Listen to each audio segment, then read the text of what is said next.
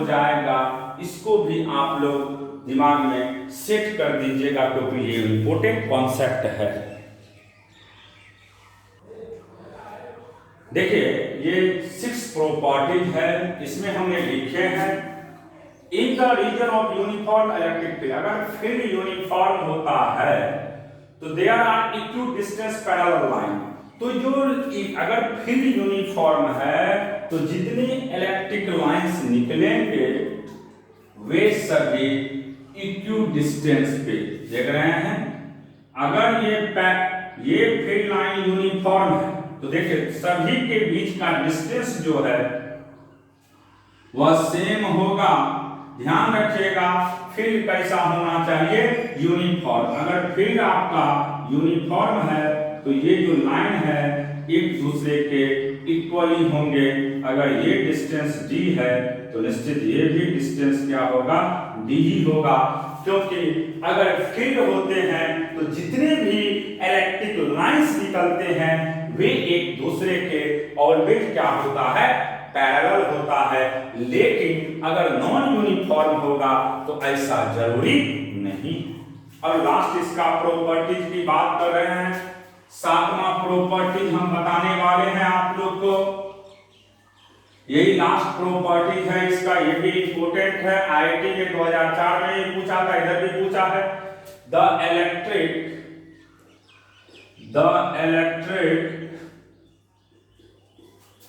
field lines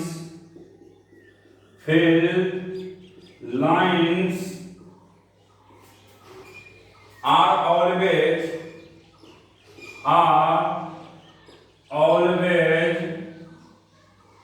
normal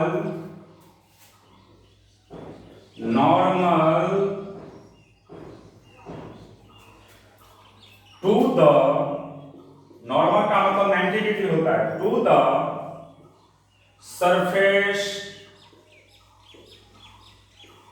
surface of conductor.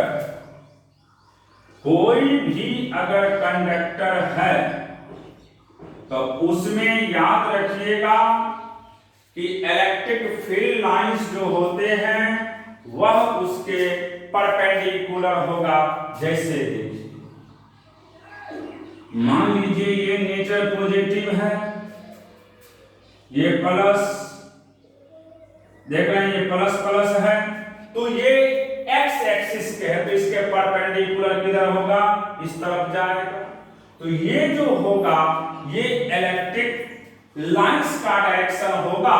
Electric field lines हमेशा अगर बात करेंगे हम तो उसके क्या होंगे, कंडक्टर सरफेस के परपेंडिकुलर होते हैं। अगर मान लीजिए इसी में निगेटिव की बात कर देते हैं हम, नेगेटिव चार्ज है तो इसके अंदर के तरफ होगा। तो सिंपली इस पॉइंट को ध्यान में रखिएगा आप लोग। अगर मान लीजिए इसी में अगर इस बोर्ड की बात करेंगे तो बोर्ड ये एक मान लो सरफेस है तो इसके परपेंडिकुलर इलेक्ट्रिक लाइंस किधर होता, इस तरफ होता। तो आप सिंपली याद रखिएगा जब भी कोई सरफेस होते हैं तो इलेक्ट्रिक लाइंस उसके सीधे क्या होते हैं, परपेंडिकुलर होता है कंडक्टर सरफेस के। तो आईआईटी में क्वेश्चन दिया था कि एक इक्विपोटेंशियल सरफेस है, इक्विपोटेंशियल का मतलब हो गया कंडक्टिंग सरफेस है, तो उससे इलेक्ट्रिक लाइंस कैसे पास करेगा। तो याद रखिएगा उससे भी इलेक्ट्रिक लाइंस हमेशा परपेंडिकुलर ही पास करेंगे। कहने का मतलब नॉर्मली पास करते हैं। नॉर्मल का मतलब है एक दूसरे के साथ कितने डिग्री का एंगल बनाता है, 90 डिग्री का। जैसे कुछ एग्जांपल है आईआईटी का, क्वेश्चन क्या है समझेंगे ध्यान से। आईआईटी 17 में भी पूछा है, मल्टीपल चॉइस क्वेश्चन था। जैसे हम पूरा क्वेश्चन नहीं लिख रहे हैं, एग्जांपल के थ्रू समझा रहे हैं आप लोग को। ये था प्रॉपर्टीज ऑफ इलेक्ट्रिक लाइंस के बाद एक एग्जांपल दे रहे हैं हम। जैसे उसमें क्वेश्चन दिया हुआ था, ये आईआईटी में 2-3 दफे पूछ चुका है क्वेश्चन, मल्टीपल चॉइस है।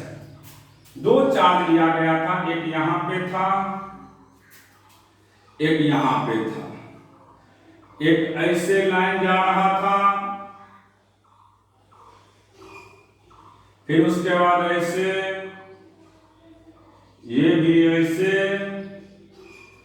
उसके बाद ये ऐसे इस तरह से,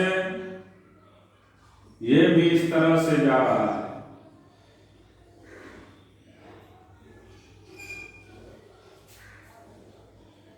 उसके बाद ये ए पॉइंट था और ये बी पॉइंट था। तो क्वेश्चन में पूछा जा रहा था, पहला क्वेश्चन था कि बताइए चार्ज का नेचर क्या होगा। To find the nature of point, to find the nature of point A and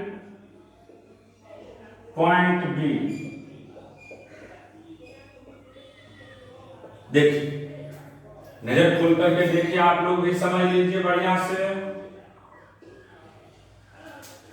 ए से निकल रहा है, ए से क्या हो रहा है, निकल रहा है, और बी पे इंड हो रहा है जाकर के।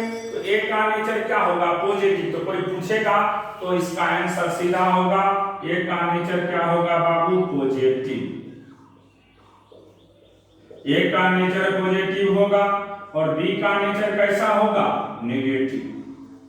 तो ध्यान में रखिएगा, अगर कभी पूछ दिया आपसे नेचर, तो देख लीजिएगा जहां से इलेक्ट्रिक लाइन से निकल रहा है उसका नेचर प्लस होगा, जहां पे आ रहा है उसका नेचर माइनस होगा।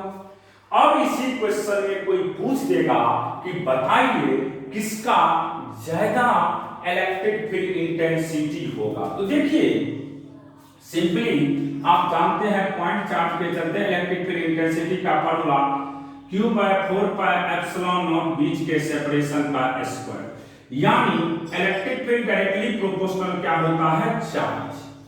अब समझना ये है कि चार्ज के नेचर पे डिपेंड नहीं करता है, हो सकता है प्लस हो, प्लस वाले से ज्यादा निकले, हो सकता है ऐसा भी कभी कभी क्वेश्चन देता है कि माइनस वाले से ही ज्यादा निकले।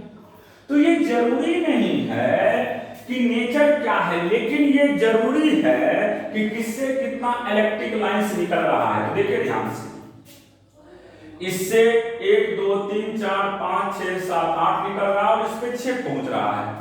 तो जिससे जितना ज्यादा इलेक्ट्रिक लाइंस या तो निकलेगा या तो आएगा, ध्यान रखिएगा, निकलेगा या तो आएगा, उसका इलेक्ट्रिक फील्ड इंटेंसिटी का वैल्यू ज्यादा होगा। तो यहां पे अगर कोई पूछेगा कि बताइए किसका इलेक्ट्रिक फील्ड इंटेंसिटी का वैल्यू ज्यादा होगा, तो याद रखिएगा EA का वैल्यू बड़ा होगा किससे, EB से, क्योंकि जिससे जितना ज्यादा लाइन निकलते हैं उसका इलेक्ट्रिक फील्ड इंटेंसिटी का वैल्यू उतना ही ज्यादा होता है। तो A से ज्यादा निकल रहा है, B पे कम पहुंच रहा है और B से कम ही, B पे कम पहुंच रहा है, इसलिए A का वैल्यू EB से ज्यादा होगा। दूसरा क्वेश्चन इसमें था to find the neutral point. से क्वेश्चन कर रहा था कि कहां होगा न्यूट्रल पॉइंट। तो देखिए कोई भी देखेगा तो बताएगा, अगर चार्ज का नेचर कैसा है बाबू, डी सिमिलर है। अगर सिमिलर होता तो निश्चित है न्यूट्रल पॉइंट कहां होता, इनसाइड। लेकिन चार्ज का नेचर डी सिमिलर है, यानी अपोजिट है, एक प्लस है तो दूसरा माइनस है। तो निश्चित है न्यूट्रल पॉइंट आपको कहां मिलेगा, ये दोनों पॉइंट चार्ज के बाहर। ये पढ़ा चुके हैं जब कूलम्स लॉ पढ़ा रहे थे, तो दोनों पॉइंट के बाहर। अब बाहर इधर होगा या इधर होंगे, क्वेश्चन आता है इधर होगा या इधर होगा। तो ध्यान में रखिएगा, जिसका मैग्नीट्यूड ग्रेटर होगा उससे दूर होंगे और जिसका मैग्नीट्यूड स्मॉलर होगा उसके नजदीक होंगे। तो इसका मैग्नीट्यूड कम है, इसका ज्यादा है, तो निश्चित किसके नियर होगा, बी के नियर होगा और ए से दूर होगा। तो आप इसमें अगर न्यूट्रल पॉइंट की बात करेगा तो neutral point always exist, neutral point always exist outside the 2-point charge and near to the point charge किसके नजदीक होगा? Near to the point charge B, और ये किसके नजदीक होंगे? बी के नजदीक होगा। पॉइंट क्लियर हो गया। इसमें दो क्वेश्चन था। क्वेश्चन पहला था कि बताइए कि नेचर क्या होगा। ए से निकल रहा था, बी पे आके टर्मिनेट हो रहा था, तो जहां से निकलता है उसके नेचर को प्लस मानते हैं, जहां पे इंड होता है उसको माइनस कहते हैं। जिससे जितना ज्यादा इलेक्ट्रिक लाइंस निकलेगा उसका इलेक्ट्रिक फील्ड इंटेंसिटी का वैल्यू उतना ही ज्यादा होगा। जिस पे इंड होगा, जहां से कम निकलेगा उसका कम होगा।